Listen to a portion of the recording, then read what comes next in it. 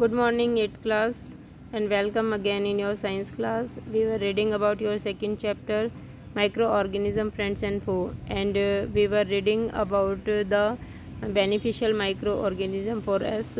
We had read about the use of microorganism in bakery industry and etc. And now vaccine. What is the vaccine? When is disease carrying microbes enter our body, जब कोई भी रोग कारक हमारी body के अंदर जाते हैं, द बॉडी प्रोड्यूस एंटीबॉडीज़। तो हमारी जो बॉडी है, हमारा जो शरीर है, वो एंटीबॉडीज़ यानी प्रतिरक्षी उत्पन्न करता है टू फाइट द इन्वेडर, जो भी रोगाणु अंदर गए हैं उनसे लड़ने के लिए। The body also remembers how to fight the microbes it enters again. और बॉडी ये भी याद रखती है कि जो अगर ऐसे रोग वाहक या इस रोग के रोग कारक दोबारा इन फ्यूचर हमारी बॉडी में एंटर हो जाएं तो उससे किस प्रकार लड़ना है।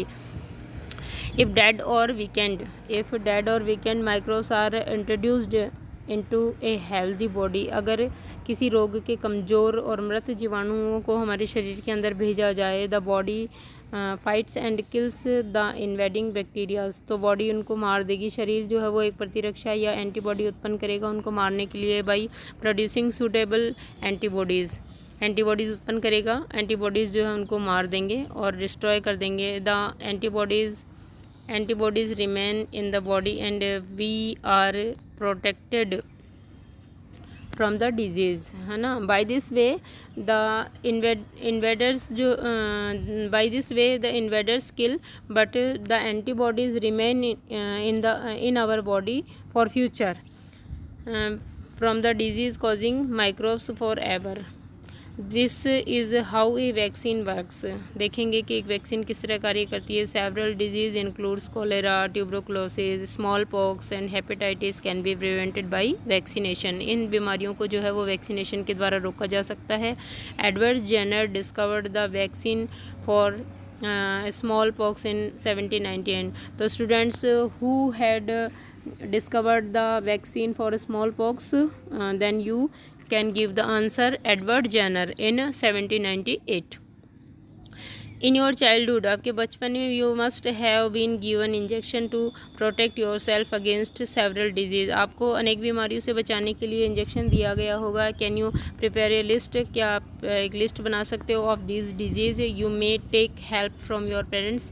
अगर आपको याद नहीं आ रहा तो आप अपने पेरेंट्स की हेल्प ले सकते हो। It is essential to protect all childrens against this disease.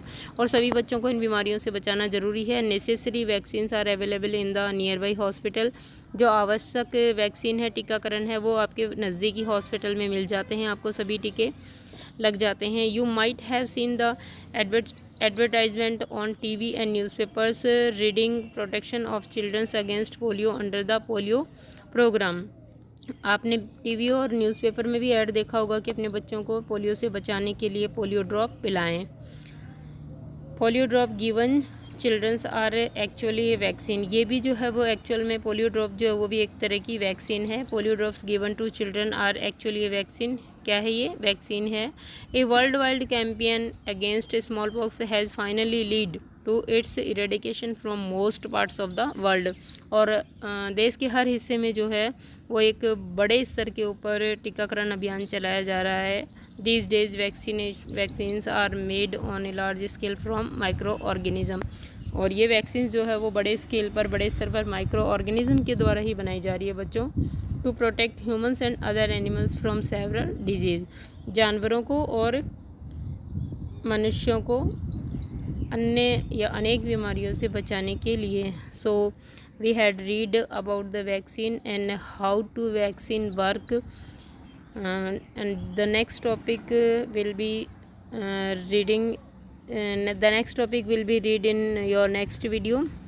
Okay students.